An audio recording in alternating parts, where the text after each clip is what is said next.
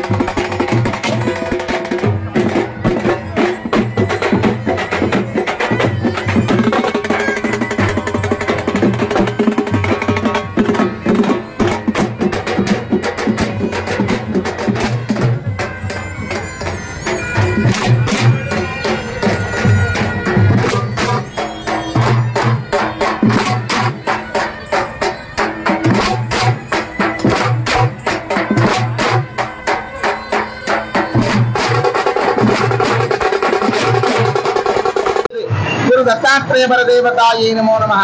सुब्रह्मण्याय शेषाय शिवाय शिवमूर्तये ब्रह्मांडवाहदेहाय नागराजाय ते नमो नमः అనగానే మనకి మోపిదేవి గ్రామం శ్రీ సుబ్రహ్మణ్యేశ్వర స్వామి వారి యొక్క దివ్య మహిమాన్విత క్షేత్రం మనకందరికీ కూడా యావత్ ప్రపంచంలో ఉన్న ప్రతి భక్తుడికి కూడా స్వామి వారి యొక్క నామస్మరణ వినంగానే ఆ మోపిదేవి గ్రామం గుర్తుకు వస్తుంది. వార్షిక బ్రహ్మోత్సవాల భాగంగా ఈ రోజున నాగశుద్ధ షష్ఠి ప్రదోషకాల సమయంలో సప్తమి గడియల్లో స్వామివారికి రథోత్సవ కార్యక్రమం జరుగుతోంది. నిన్న పంచమి రోజున స్వామివారికి విశేషంగా స్వామివారి కళ్యాణం జరిగింది. సప్తవర్ణాలతో స్వామివారికి రంగురంగు సప్తవర్ణాలు మనకి ఇంద్రధనుస్సులో సప్తవర్ణాలు ఎట్లాగో మన శరీరంలో దేహంలో ఉన్న మన యొక్క జీవాత్మక ధర్మాత్మకి సప్త రూపాలు వేరు. అందుకని 7 జన్మల బంధం అంటారు. సప్తవర్ణాలతో స్వామివారికి విశేషంగా తరంబ్రాల కార్యక్రమం జరిగింది. ఒక్క మాఘమాసంలోనే పంచమి రోజున వసంత పంచమి రోజున జరిగే కళ్యాణం రోజునే సప్తవర్ణాలతో చేస్తారు. ఆసేపు హిమాచల పర్యంతం కూడా ఏ క్షేత్రంలో అయినా సరే గర్వంగా చెప్పుకోదగ్గ క్షేత్రం సుబ్రహ్మణ్యేశ్వర స్వామి వారి క్షేత్రం. ఆ క్షేత్రంలో ఈ సప్తవర్ణాలతో ఈ తలంబరాలను ఎవరైతే స్వీకరిస్తారో, ఎవరైతే ఆ స్వామివారి యొక్క అనుగ్రహాన్ని పొందుతారో సంకల్ప సిద్ధులై పునర్దర్శనాన్ని పొందుతారన్నమాట. ఈ రోజున రథోత్సవం సందర్భంగా ప్రదోషకాలంలో సప్తమి గడియల్లో స్వామివారికి రథోత్సవం కొనసాగుతోంది. రేపు ఉదయం స్వామివారి యొక్క ధాన్య పుట్టినోత్సవము, వసంతోత్సవము, అనంతరము సుబ్రహ్మణ్య మాలాధారణ చాలా విశేషంగా మాలలు వేసుకున్న భక్తులు ఉన్నారు. మాలాధారణ పూర్ణాహుతి కార్యక్రమం జరుగుతుంది 12:30 అభిజిత్ లగ్నంలో. అనంతరము స్వామివారు ప్రదోషకాలంలో మయూర వాహనం మీద స్వామివారి గ్రామోత్సవం ఉంటుంది. శనీయతే పాపం శని శత్రు వినాశనం అర్జునస్య ధనుర్ధారి రామస్య ప్రియదర్శన అంటే శని వృక్షాన్ని ఆశ్రయించడంలో ఎక్కడైనా సరే ఏమండి మన ఉత్సవాల్లో శని పూజ చేస్తారంటే ఎందుకంటే ధర్మస్య జయోస్తు అధర్మస్య నాశస్తు ధర్మాన్ని చేయాలంటే శని వృక్షాన్ని ఆశ్రయించాలట. అటువంటి సర్వ భక్తులు కూడా యావత్ భక్తులు కూడా శమీ వృక్షాన్ని ఆశ్రయించే విధంగా ఆ శమీ చెట్టుకి చుట్టూతా కూడా ప్రదక్షిణ చేసి స్వామివారు భక్తుల కోరికలు సిద్ధించడం కోసము శమీ వృక్షాన్ని ఆశ్రయించి అనంతరము మయూర వాహనం మీద పాదవేయడం జరుగుతుంది. శనివారం నాడు ఉదయము స్వామివారికి నవనాగుల మూలమంత్రాలతో, మనకి నవనాగులు ఉన్నాయి, కర్కోటకుడు, అనంతుడు, శేషుడు, పద్మనాభుడు, కంబలుడు, ఈ యొక్క నవనాగుల యొక్క మూలమంత్రాలతో ప్రతి భక్తుడు కూడా సంకల్ప సిద్ధులపాలి. ఆరోగ్యం లేని వాడికి ఆరోగ్యం, సంతానం లేని వాడి సంతానం, మనకి వివాహం కాని వాడి వివాహము, ఇటువంటివన్నీ కూడా మన మానవుని యొక్క జీవితంలో జరిగే మన కోరికలను సిద్ధించడానికి మూలమంత్రాలతో, నవనాగుల మూలమంత్రాలతో స్వామివారి సుబ్రహ్మణ్య హవనం జరుగుతుంది. అనంతరము ప్రదోషకాల సమయంలో స్వామివారికి ద్వాదశ ప్రదక్షిణాల కార్యక్రమం జరుగుతుంది.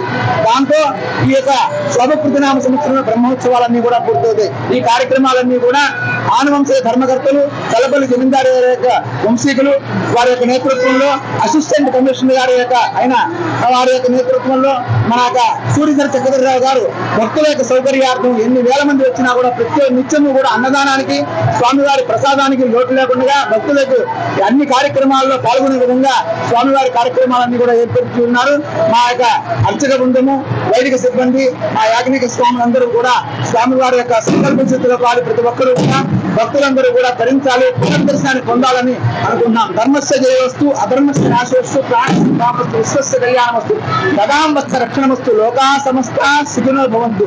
జై వడ్డవేల్ మురుగనికి అరోం హర.